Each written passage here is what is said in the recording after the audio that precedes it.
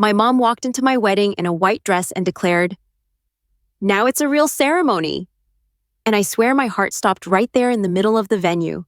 The string quartet screeched to a halt. The guests gasped like they'd been sucker punched. And my husband, Jake, squeezed my hand so hard I thought my fingers would snap.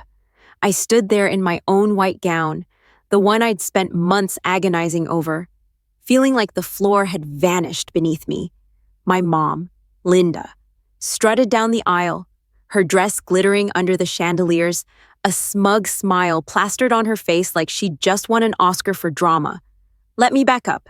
I'm Emily, 28, and I've spent my entire life navigating my mom's need to be the son in every room. Growing up in suburban Ohio, it was always her show, her PTA meetings, her book club, her charity galas where she'd drag me along as a prop. She's a retired real estate agent with a knack for charm and a talent for making everything about her. My dad left when I was 10, and ever since, it's been me and her, locked in this weird dance where I'm half daughter, half audience. I love her, but loving her is like hugging a cactus. Jake and I met 5 years ago at a dive bar in Chicago, where I'd moved to escape mom's orbit. He's a high school history teacher, steady and kind, with a laugh that makes you feel safe. When we got engaged, I was thrilled but braced for mom's inevitable takeover. She insisted on helping plan the wedding, and I let her pick the flowers and the cake, thinking it'd keep her happy. But I drew the line at her input on my dress. That was mine. I chose a simple, elegant gown with lace sleeves, something that felt like me, understated but beautiful. Mom called it fine, but a bit plain. I should have known that was a warning shot. The wedding was at a rustic barn venue just outside Chicago. All fairy lights and mason jars, exactly what Jake and I wanted. We'd invited 120 people, friends, family, co-workers, and spent months making it ours. Mom had been weirdly quiet in the weeks leading up, which I mistook for her finally respecting my boundaries. Spoiler, I was wrong. The morning of the wedding, I was a bundle of nerves, but happy. My bridesmaids, led by my best friend Sarah, kept me laughing through hair and makeup. Mom popped in, all smiles, wearing a tasteful navy dress for the mother of the bride role. She hugged me, told me I looked decent, and left to check on the caterers. I didn't think twice. The ceremony started perfectly. Jake looked like a dream in his navy suit. Our vows made everyone cry, and the officiant was just about to pronounce us husband and wife when the barn doors swung open. There she was, Mom, in a floor-length white gown that screamed bride, complete with a sparkly belt and a veil. A freaking veil. She marched down the aisle, waving like she was Miss America. And when she reached the altar, she grabbed the mic from the stunned officiant. "Now it's a real ceremony," she said, her voice dripping with triumph. The room froze. Sarah's jaw hit the floor. Jake's mom, Diane, looked like she was about to throw her purse. And me? I felt like I was drowning in my own dress, my pulse hammering in my ears. "Mom, what the hell?" I whispered, my voice shaking. She just winked, like we were in on some joke. "Oh, Emily, don't be so serious. I'm just adding a little flair." Flair? This wasn't flair. This was a hostile takeover. The guests were whispering, some giggling, others glaring. Jake leaned in, his voice low. You want me to handle this?" But I couldn't speak. My mom had hijacked my wedding, and I was too shocked to do anything but stare. She started addressing the crowd, something about how she'd made this day possible and how proud she was to share the spotlight. I wanted to scream, to drag her out by her ridiculous veil, but my body wouldn't move. All I could think was, how did I not see this coming? And why, after all these years, does she still need to outshine me? The officiant, bless him, tried to steer things back, clearing his throat and saying, "Let's, continue." But the damage was done. The moment was ruined, and I felt like a guest at my own wedding, as Mom pranced back to her seat, still beaming. I caught Sarah's eye. She mouthed, "What the actual fuck?" And I almost laughed, because if I didn't, I'd cry. The ceremony stumbled to a close, but the air in the barn felt like it was choking me. Jake and I were pronounced husband and wife. but the applause was half-hearted, drowned out by the buzz of whispers.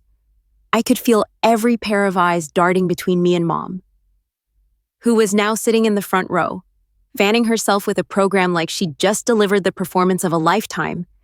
My chest burned with a mix of rage and humiliation, but I plastered on a smile for the photos, gripping Jake's arm like it was a lifeline. Inside, my inner monologue was screaming. How do I survive the rest of this day? The reception was supposed to be the fun part, dinner, dancing, toasts, but Mom's stunt had poisoned the vibe. As we moved to the cocktail hour, I caught snippets of conversation. Can you believe she wore white? Is this some kind of joke? My cousin Matt, always the peacemaker, tried to lighten the mood by joking about Mom's bridal glow. But it fell flat. Sarah, my maid of honor, wasn't having it. She pulled me aside near the bar, her eyes blazing. Em, you need to say something. She can't just hijack your day like that. I know, I said, my voice barely above a whisper. But what do I even say? She's my mom. Sarah shook her head, handing me a glass of wine. She's not acting like a mom. She's acting like a reality TV villain. I took a sip, the alcohol doing nothing to dull the knot in my stomach. Jake joined us, his face tight with worry. My mom's furious. She wants to confront Linda. I told her to hold off, but he trailed off, and I could see he was as lost as I was. Dinner was a blur of clinking glasses and forced smiles. Mom, still in her white dress, was holding court at her table, laughing loudly and accepting compliments from a few clueless guests who thought her outfit was bold. I watched her from the head table, my fork stabbing at my untouched salmon. Jake leaned in, his voice soft. We can ask her to change, or at least ditch the veil. I'll back you up. I wanted to say yes, but the thought of confronting her in front of everyone made my skin crawl. What if she turned it into another scene? What if she cried and made me the bad guy? Then came the toasts. Sarah went first, her speech full of warmth and humor, but I could tell she was holding back a jab at Mom. Jake's brother followed, keeping it short and sweet. Then, unscripted, Mom stood up, glass in hand. My heart sank. The room went quiet, and I swear I heard Sarah mutter, "Oh, hell no." Mom cleared her throat, her smile radiant. As the mother of the bride, I just want to say how proud I am of my Emily. This day is so special, and I'm honored to be part of it in such a memorable way. She paused for laughter that never came, then rambled on about her role in raising me, how she'd given everything for this moment. Every word felt like a needle under my skin. I glanced at Jake's mom, Diane, whose face was a storm cloud. She whispered something to her sister, and I caught the words narcissist and disgrace. My own guests were shifting uncomfortably, some avoiding my eyes. I wanted to disappear, but Mom wasn't done. She raised her glass higher. To Emily and Jake, and to family, who make days like this unforgettable. The toast landed like a brick, and the clinking of glasses was sparse. Mom sat down, oblivious, and started chatting with the person next to her as if nothing was wrong. By the time the dancing started, I was unraveling. Jake pulled me onto the floor for our first dance, and as we swayed to Can't Help Falling in Love, he whispered, "We're gonna get through this, Em. I promise." But I could barely focus on him. My eyes kept drifting to Mom, now twirling with some uncle, her white dress catching the lights like a disco ball. I felt like I was watching my own wedding through a funhouse mirror, everything distorted, nothing mine. Sarah found me later. As I hid near the dessert table, "Em, you're letting her steal this? You deserve to enjoy your day." Her words hit hard, but they also lit a spark. She was right. This was my wedding, not Mom's stage. I didn't know how, but I knew I had to take back control before the night was over. The question was, could I do it without burning every bridge between us? The dance floor was in full swing, but I was a knot of nerves, hiding near the dessert table with a half-eaten macaron in my hand. Mom was still out there, her white dress swirling as she laughed with Jake's uncle, Oblivious to the chaos she'd unleashed, every glance at her felt like a punch to the gut. But Sarah's words from earlier echoed in my head. You're letting her steal this. I couldn't let her hijack the rest of my wedding. I had to do something, even if it meant facing the dragon head on. I found Jake near the DJ booth, his face softening when he saw me. You okay, Em? He asked, brushing a strand of hair from my face. No, I admitted, my voice cracking. But I need to talk to her. Now. He nodded, his jaw tight. Want me to come with? I shook my head. This was my fight. But I grabbed Sarah for backup, because if anyone could keep me from crumbling, it was her. We found Mom by the photo booth, posing with a group of my cousins, her veil tilted like a crown. My stomach churned, but I squared my shoulders and marched over. Mom, we need to talk, I said, my voice louder than I expected. The cousins scattered. Sensing the storm, Mom turned, her smile faltering for a split second before she recovered. Emily, darling, what's wrong? You should be dancing. Her tone was all sugar, but I saw the glint in her eyes, the one that said she was ready to spin this in her favor. Outside, I said, pointing to the barn's side exit. Sarah gave me a nod, stationing herself like a bodyguard. Mom sighed dramatically but followed, her dress rustling like it was mocking me. Once we were in the cool night air, away from the music and prying eyes, I let it rip. What were you thinking, Mom? Wearing a white dress? Crashing my ceremony? This is my wedding, not your stage. Her face hardened, but she kept that infuriating smile. Oh, Emily, don't be so dramatic. I was just having fun. Everyone loved it. I laughed, sharp and bitter. Loved it? People are talking about you, not me. You humiliated me in front of everyone. My voice broke, and I hated how small I sounded. Sarah stepped closer, her presence steadying me. Mom crossed her arms, the veil catching the moonlight. Humiliated? I gave you this day. I paid for half the venue, picked the flowers, made sure everything was perfect. You're my daughter.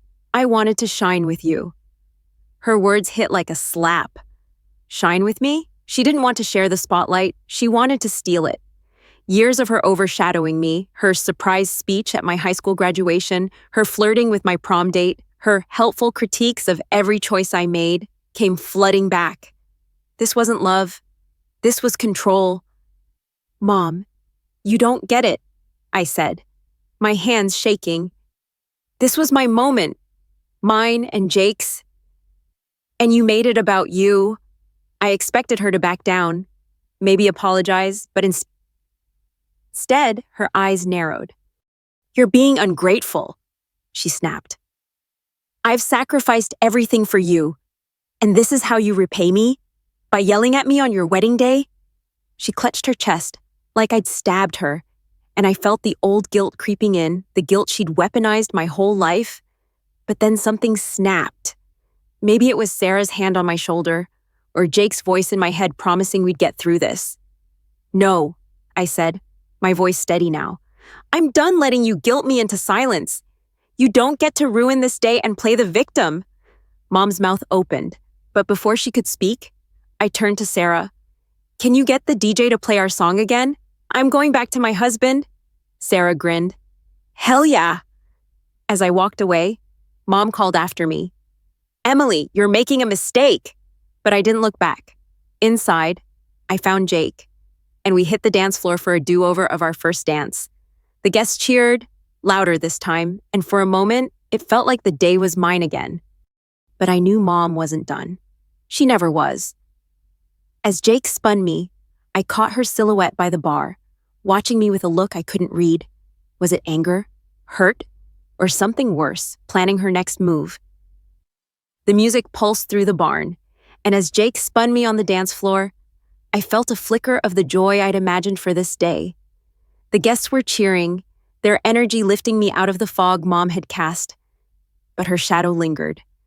I'd walked away from our confrontation outside, but the look in her eyes, sharp, calculating, stuck with me. I knew she wasn't done trying to claw her way back into the spotlight. Still, For the first time in hours, I let myself breathe.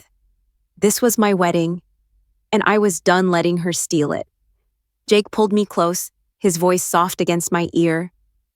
"You're amazing. You know that?" I managed a small smile. "I don't feel amazing. I feel like I just went 10 rounds with a tornado." He chuckled, kissing my forehead. "You stood up to her. That's not nothing." His words settled into me, warm and steady, reminding me why I loved him. Sarah joined us, tossing her heels aside to dance barefoot, and soon our friends were piling onto the floor, laughing and shouting over the music. For a moment, it was perfect. Then I saw her, Mom, back in the crowd, no longer in her white dress. She'd changed into a sparkly gold gown, still attention-grabbing, but less blatantly bridal. I froze, my heart tripping over itself. Was this her attempt at a truce, or just another costume change for her one-woman show? She caught my eye and raised her glass, her smile tight but unreadable. I didn't trust it.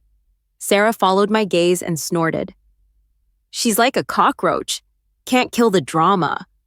I laughed despite myself, but the unease stayed. As the night wound down, I braced for whatever Mom had planned. The cake cutting went smoothly, with Jake smearing frosting on my nose to make me giggle. The bouquet toss was a riot, with Sarah elbowing her way to catch it. But then, during a lull, the DJ announced a special moment requested by the mother of the bride. My stomach dropped. Jake grabbed my hand, and Sarah muttered, "Here we go again." Mom took the mic, standing in the center of the dance floor, her gold dress gleaming like she was about to accept an award. "Family is everything," she began, her voice syrupy. "And tonight, I want to honor my daughter, Emily, with something special." She gestured to the DJ, who started playing a slideshow on the venue's projector. Photos of me flashed across the screen, baby pictures, my awkward braces phase, prom, graduation. The guests cooed, but I felt exposed, like she'd cracked open my life for everyone to gawk at. Then came a photo of us together, her arm around me at my college send-off, both of us smiling. The caption read, "To my Emily, forever my star." I wanted to be angry, but my throat tightened. This was her move, public, manipulative, but wrapped in just enough sentiment to make me question myself. The room applauded, and Mom walked toward me, arms outstretched. "I love you, sweetheart," she said, loud enough for everyone to hear. The guests melted. But Jake's grip on my hand tightened. He knew. Sarah knew. This wasn't an apology, it was her rewriting the narrative, making herself the hero. I hugged her back, because what else could I do with 100 people watching? But as she pulled away, I whispered, "This doesn't fix it, Mom." Her smile didn't waver, but her eyes flickered. Surprise, maybe, or defiance. I didn't care.